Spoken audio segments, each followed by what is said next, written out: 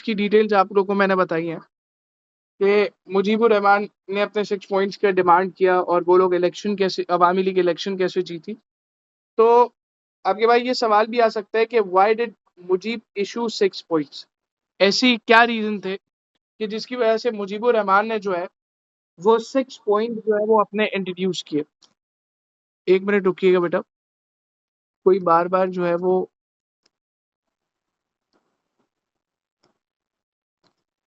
Okay, हम अपना continue करते हैं। ओके जी, सवाल ये है कि हमारे पास आ सकता है कि why did Mujib issue 6 point. सबसे पहला क्या हम पढ़ेंगे, पहला पॉइंट है economic injustice, second that is political injustice, and third आपके पास क्या है, that is other injustice with east Pakistan and unrest in east Pakistan. अब इसको अगर हम यहाँ पर पढ़ना शुरू करें, इकोनॉमिक इनजस्टिस क्या था आपके पास। इकोनॉमिक इनजस्टिस की अगर मैं बात करूं कि जिसकी वजह से 6 पॉइंट मुजीबुर रहमान ने इंट्रोड्यूस किए, बेटा एक बहुत बड़ा इकोनॉमिक गैप था between east and west Pakistan. East and west Pakistan के बीच में बहुत बड़ा इकोनॉमिक गैप था। मतलब कि जो 22 इंडस्ट्रियल फैमिलीज थी जो कि ईस्ट पाकिस्तान से थी, सॉरी वो वेस्ट पाकिस्तान से थी, जो कि कंट्रोल करती थी 66% ऑफ इंडस्ट्रीज को and 80% of bank and insurance को।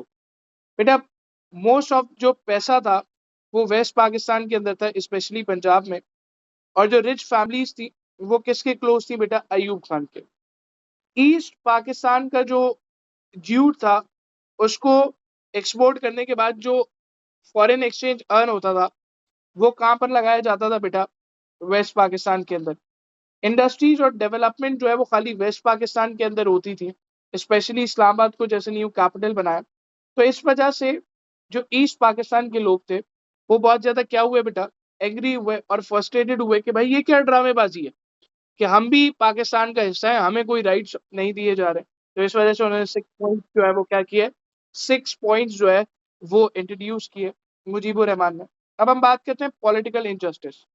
पॉलिटिकल इनजस्टिस क्या है कि ईस्ट पाकिस्तान को इनफ सीट्स जो है वो नहीं दिए जा रहे थे नेशनल असेंबली के अंदर।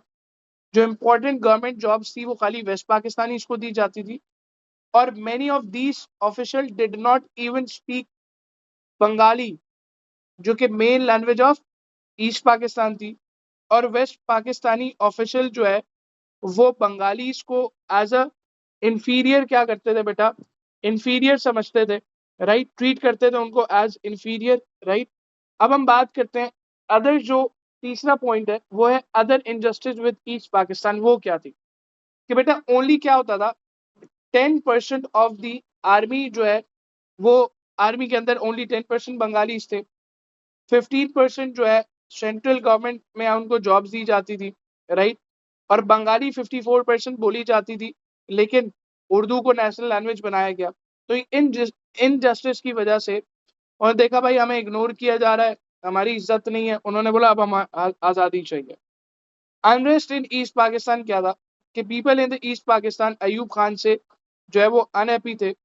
और जो उनकी इकोनॉमिक और पॉलिटिकल पॉलिसीज थी under the leadership of Sheikh Mujibur Rahman, उन्होंने सेल्फ रूल ऑटोनॉमी के लिए क्या किया बेटा, डिमांड किए।